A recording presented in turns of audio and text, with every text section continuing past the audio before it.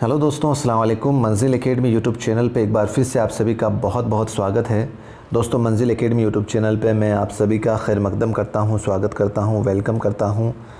दोस्तों, मंजिल academy YouTube channel आपकी जो मंजिल है, चाहे रीट एग्ज़ाम हो, चाहे सीटेट एग्ज़ाम हो, चाहे किसी भी तरह का टेट एग्ज़ाम हो या उर्दू का कोई भी कॉम्पिटिटिव हो, उसकी मंजिल तक पहुंचाने के लिए हम लगातार प्रयासरत हैं और बिल्कुल बेसिक से बिल्कुल शून्य से आपका जो सिलेबस है, हम आपका पाठ्यक्रम है वो करवा रहे हैं। अगर आप चैनल पर नए हैं तो बराए मेहरबानी अपने सिलेबस को अपने पास में रखें और उर्दू ग्रामर के नाम से यहाँ पर एक प्लेलिस्ट बनी हुई है हमारे चैनल पर। उस प्लेलिस्ट पे जाकर आप अपना टॉपिक पूरा अच्छे से क्लियर कर सकते हैं। और अगर वो टॉपिक पसंद आए तो बराए मेहरबानी अगर आप चैनल पर नए हैं तो चैनल को सब्सक्राइब ज़रूर कर लें, ताकि इसी तरीके की विषय वस्तु, इसी तरीके का कंटेंट, क्योंकि ये मेरी गारंटी है दोस्तों, एग्ज़ाम के पॉइंट ऑफ व्यू से मैं अगर मेरे चैनल पे अगर व्यूज़ बढ़ाना चाहता तो मैं कभी का भ्रामक ऐसी विषय वस्तु डालकर बढ़ा सकता था। लेकिन आप मेरी हर क्लास देखना, एग्ज़ाम के पॉइंट ऑफ व्यू से मेरी गारंटी, अगर जिस तरीके का कंटेंट मैं आपको उपलब्ध करवा रहा हूँ, यूट्यूब पे उर्दू अदब का कोई कंटेंट वाला चैनल मुझे बता देना दोस्तों, उर्दू अदब की जो उर्दू पेडागोजी को लेकर विद्यार्थियों के सामने बहुत बड़ी दिक्कत आती है और उसका कारण यह है कि उर्दू पेडागोजी की जो लैंग्वेज है वो बहुत मुश्किल होती है और बहुत से सारे विद्यार्थी जो उर्दू पेडागोजी को लेकर जो 5-10 सवाल आते हैं किसी भी एग्ज़ाम में, वो सारे के सारे गलत चले जाते हैं।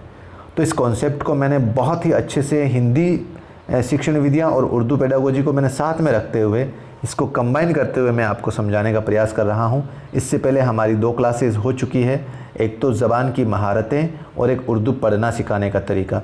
ये दोनों क्लासेस अगर आपने नहीं देखी हैं तो दोस्तों बराए मेहरबानी इन दोनों क्लासेस को देख लेना। निश्चित रूप से आपको एग्ज़ाम में 2 या 4 सवाल इन दोनों टॉपिक से मिलेंगे। तो बिना देर की आज की क्लास शुरू करते हैं।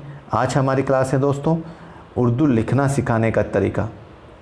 बच्चों को हम पढ़ना सिखाने के तरीके सीख चुके हैं, अब लिखना सिखाने के कौन कौन से तरीके होते हैं, या जिसको अपन हिंदी में लेखन कौशल बोलते हैं। तो इसके अंदर सबसे पहला तरीका आता है दोस्तों अबजदी तरीका, जिसको प्राचीन विधि भी बोलते हैं, और पेस्टोलॉजी तरीका, जिसको आपने पेस्टोलॉजी पढ़ा होगा। मॉन्टेसरी तरीका, मॉन्टेसरी विधि बोलते हैं। पढ़ो और लिखो तरीका, जिसको अपन हिंदी में जैकेटॉट विधि भी बोलते हैं, जैकेटॉट विधि भी बोलते हैं। तो प्रमुख तौर पर या ख़ास तौर पर अगर हम देखें तो उर्दू लिखना सिखाने का तरीका जो उर्दू अदब के अंदर राइज है, तो वो ख़ास तौर पर ये 4 तरीके हैं। कौन कौन से? अबजदी तरीका, पेस्टोलॉजी तरीका, मॉन्टेसरी तरीका और पढ़ो और लिखो तरीका। ठीक है दोस्तों, ये 4 तरीके ही उर्दू अदब के अंदर राइज हैं, जिसके माध्यम से बच्चों को लिखना सिखाते हैं। अब सबसे पहले देखते हैं दोस्तों अबजदी तरीका क्या है। तो अबजदी तरीका क्या है दोस्तों? ये तरीका बहुत ही पुराना है। इस तरीके में तख्ती पर हुरूफ लिखवाने की मश्क कराई जाती थी। तख्ती, जिसको अपन बोलते हैं पाटी, मारवाड़ी के अंदर पाटी भी बोलते हैं इसको। तख्ती जो इस तरीके से होती थी ना, इस तरीके से अपने, जिस पे अपन वो जो वाइट जो होता था लिखने का, कहने का मतलब दोस्तों इस तरीके के अंदर जो तख्ती पर जो लिखाने की जो मश्क करवाई जाती है, वो अलिफ से ये तक हुरूफ लिखवाए जाते हैं और उसके बाद हुरूफ की मिलवा शक्लें सिखाई जाती है और मुफरद हुरूफ को मुरक्कब बनाया जाता है। अब कैसे दोस्तों? जैसे आपने लिखा काफ, ये अभी क्या है, मुफरद हुरूफ है, इसका कोई अलग सिंगल कोई माना है, एक वाक्य या कोई बात समझ में नहीं आ रही है। और ये जैसे बे है, अब इन दोनों को मिला दिया तो उससे लफ्ज़ क्या बन जाएगा? कब। कब का मतलब कोई काम होता है वो कब हुआ था या कब जाएगा, इस तरीके से। तो मुफरद हुरूफ से मुरक्कब हुरूफ बनाने का जो सिखाने का तरीका है वो अबजदी तरीका है। और दोस्तों इस तरीके में से 2017 में जो आरपीसी का सेकंड ग्रेड का पेपर हुआ था, उसमें से इस तरीके से सवाल पूछा गया था, किस तरीके में ना मालूम से मालूम की तरफ चलते हैं। ना मालूम से मालूम की तरफ चलते हैं तो वो कौन सा तरीका है? अबजदी तरीका है, यानी कि अज्ञात से ज्ञात की ओर, हिंदी में जिसे बोलते हैं। और 2018 में संस्कृत वाले पेपर में पूछा गया था, संस्कृत डिपार्टमेंट जो पेपर हुआ था उर्दू का, मशरिकी मदारिस का कदीम और मुरव्वज तरीका है। मशरिकी मदारिस में तो अबजदी तरीका है। ठीक है दोस्तों, अगला तरीका है पेस्टोलॉजी तरीका। ये जो मगरिब के एक मुफक्किर हैं पेस्टोलॉजी, उनके द्वारा ये ईजाद किया गया था। तो क्या होता है इस तरीके में?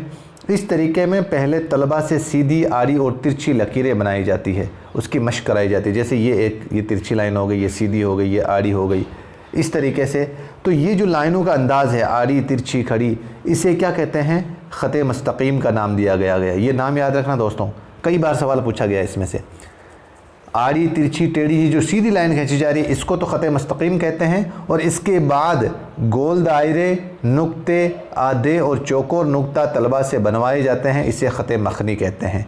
क्या समझे आप? यहाँ पर दो लफ्ज़ आए आपके, ख़त मुस्तकीम और ख़त मखनी। अगर हम किसी विद्यार्थी को सबसे पहले इस तरीके से सिखा रहे हैं, ये सीधी लाइन है, तो वो तो हो जाएगा दोस्तों ख़त मुस्तकीम। और अगर हम ये गोल दायरे इस तरीके से, इस तरीके से, इस तरीके से, इस तरीके से, ये अगर हम इस तरीके से सिखा रहे हैं तो वो क्या हो जाएगा? ख़त मखनी। यानी कि जिसके अंदर नुक्ता हो, आधे अधूरे या चौकोर नुक्ते हों, तलबा से बनवाए जाते हैं, तो वो ख़त मखनी होगा। आगे देखते हैं दोस्तों, जब तलबा में ख़त मुस्तकीम और ख़त मखनी की महारत पैदा हो जाती है तो उन्हें हुरूफ और हुरूफ के बाद लफ्ज़ और लफ्ज़ के बाद जुमले की मशक़ कराई जाती है। हम पढ़ क्या रहे हैं दोस्तों? लिखना सिखाने का तरीका। तो लिखना सिखाने के तरीके में हम किस तरीके से लिखना सीखेंगे, किस तरीके से बच्चों को सिखाएंगे? ख़त मुस्तकीम पहले बच्चों को इस तरीके से, ये देखो ये लाइनें, ये ख़त मुस्तकीम है। ये दो कन्फ्यूज़न है आपके दोस्तों, इस कन्फ्यूज़न को अभी यहीं क्लियर कर लेना। ख़त मुस्तकीम, तो ख़त मुस्तकीम तो हो गया सीधी, आड़ी और तिरछी लाइनें, और ख़त मखनी का मतलब जिसमें आपके नुक्ते हो, आधे अधूरे और चौकोर हो। इस तरीके से आप बच्चों को कुछ सिखा रहे हैं। जैसे मान लो कि आप अगर दो इस तरीके से है तो एक इसमें एक और डाल दिया और इस तरीके से पूरा सीन बना दिया, तो ये जो मिलवा शक्ल है ये ख़त मखनी होती है। दोस्तों 2013 के अंदर इसमें से सवाल कैसे कैसे आते हैं देखो। 2013 में जो सवाल आया था वो किस तरीके से पूछा गया था? नुक्तों और ख़तों से हुरूफ पर लफ्ज़, नुक्तों और ख़तों से हुरूफ, फिर लफ्ज़ और फिर जुमले लिखवाए जाते हैं। नुक्तों और ख़तों से, अभी हमने पढ़ा था ख़तों, ख़त मखनी या ख़त मुस्तकीम, तो कौन सा तरीका हो जाएगा? पेस्टोलॉजी तरीका। 2016 में दायरों और ख़तों और या चौकोर खाने, चौकोर खाने को बोलते हैं स्क्वायर, के ज़रिए हुरूफ तहजी की तदरीस का तरीका क्या कहलाता है भाई? अगर आप दायरे बनवा रहे हो, ख़तों या चौकोर, ख़तों का मतलब ख़त मुस्तकीम और ख़त मखनी, और चौकोर मतलब चौकोर खाने का मतलब स्क्वायर, के ज़रिए हुरूफ तहजी की तदरीस का तरीका कहलाता है, तो वो क्या कहलाएगा? पेस्टोलॉजी तरीका। पेस्टोलॉजी तरीके में बच्चों को सबसे पहले सिखाया जाता है, क्या सिखाया जाता है दोस्तों? लकीरें खींचना, लकीरें खींचना।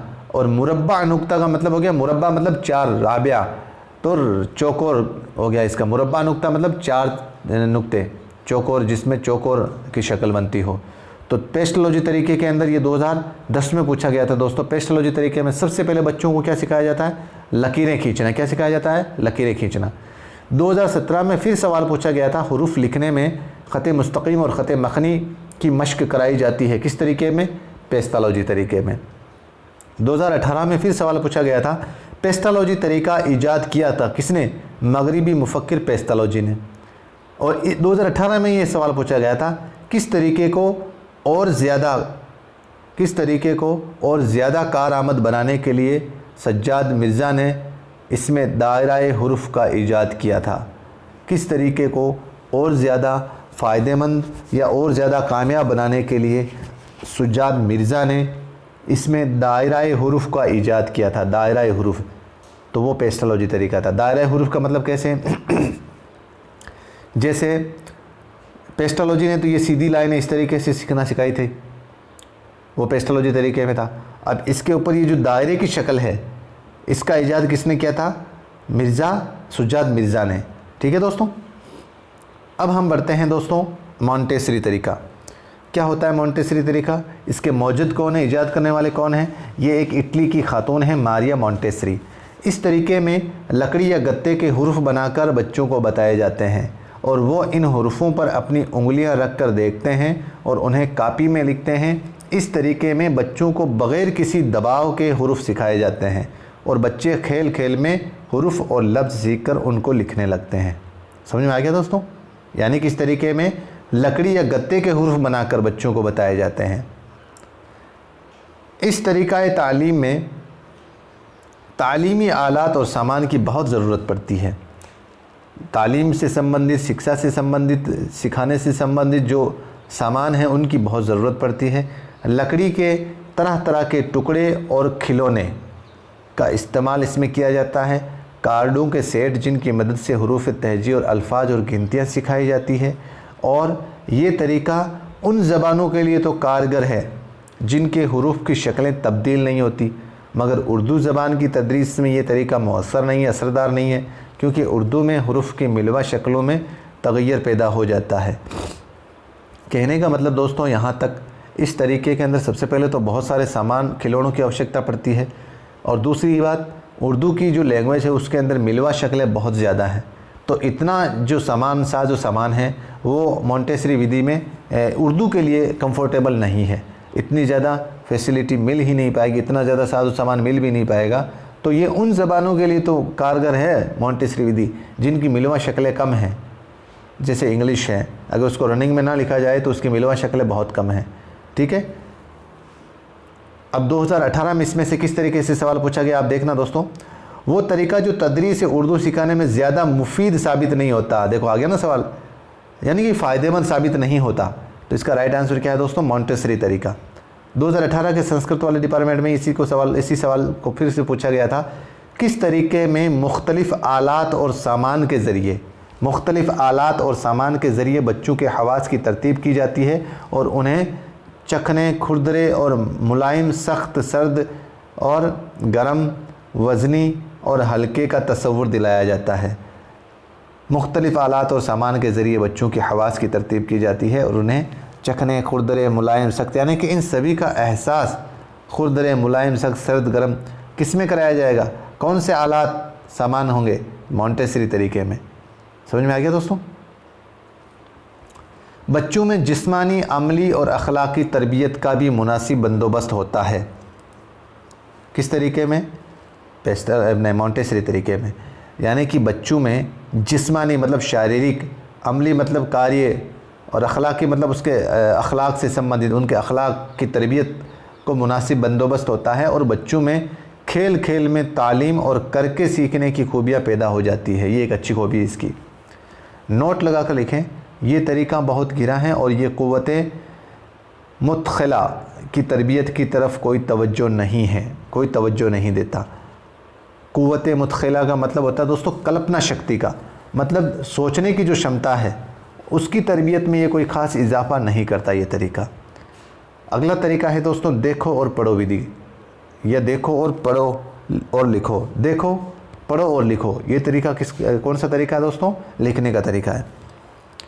ये तरीका लफ्ज़ वाली तरीका, जुमला वाली तरीका और किस्सा वाली तरीका में भी अपनाया जाता है। यानी कि एराब लगाना, लफ्ज़ सिखाना, फिर जुमला सिखाना।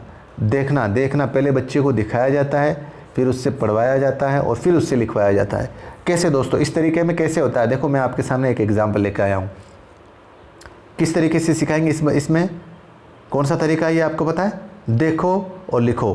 तो कैसे होता है देखो, पहले क्या करेगा, एक उस्ताद होगा, वो एक ब्लैक बोर्ड पे एक वाक्य लिखेगा, एक जुमला लिखेगा, हिंदुस्तान मेरा देश है, लिखेगा। फिर बच्चे क्या करेंगे, उस जुमले को देख कर लिखेंगे, हिंदुस्तान मेरा देश है, देख कर लिखेंगे।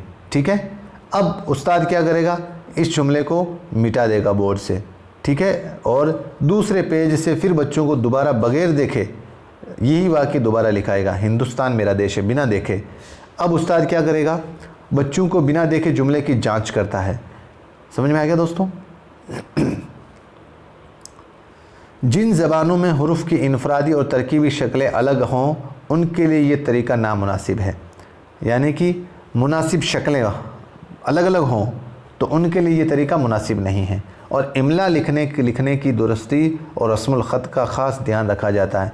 आप लेखन कौशल सिखा रहे हो और जाहिर सी बात है कि रस्मुल ख़त यानी कि जो लिपि होती है, लिपि, आप अगर किसी भी लैंग्वेज को लिखना सिखा रहे हो तो उसके अंदर इमला, उसकी सही राइटिंग या उसकी कोई गलती ना हो, इसको तो जाहिर सी बात है आप उस पर ध्यान दोगे ही दोगे।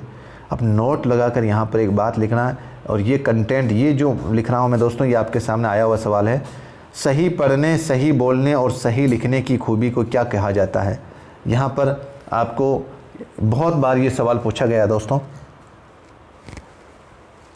कि भाई सही पढ़ने, सही बोलने और सही लिखने की खूबी को क्या कहते हैं। तो इसका राइट आंसर है दोस्तों महारत। इसका राइट आंसर क्या है दोस्तों, महारत।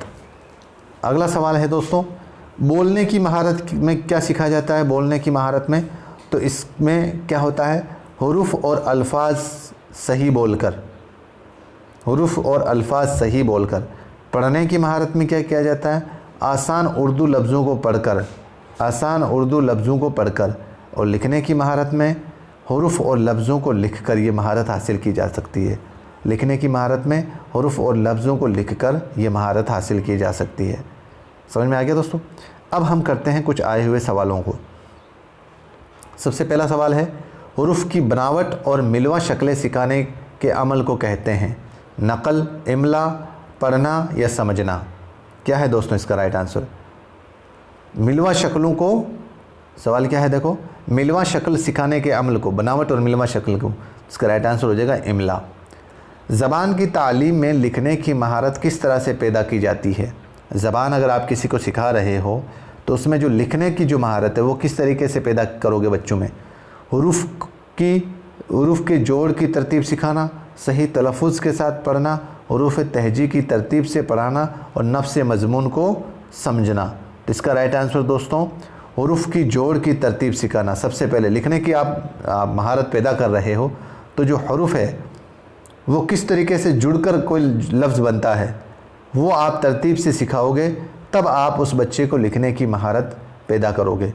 राइट आंसर पहला हो जाएगा इसका।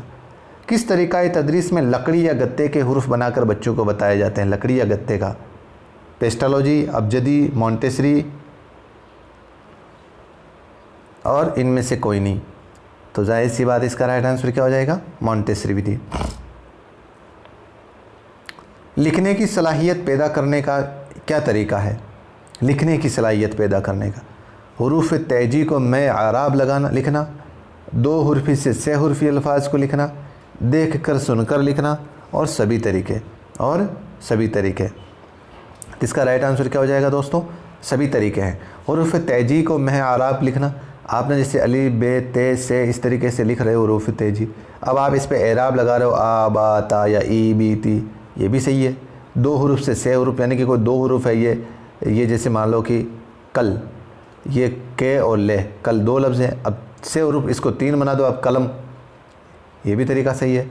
अगर आप देख कर सुनकर लिख रहे हो तो ये भी तरीका सही है। तो इसका राइट आंसर क्या हो जाएगा? 4 नंबर ऑप्शन। पेस्टालॉजी तरीके में सबसे पहले क्या लिखना है सिखाया जाता है? लकीरें खींचना, एराब लगाना, हुरूफ लिखना और लफ्ज़ लिखना। इसका राइट आंसर क्या हो जाएगा? लकीरें खींचना।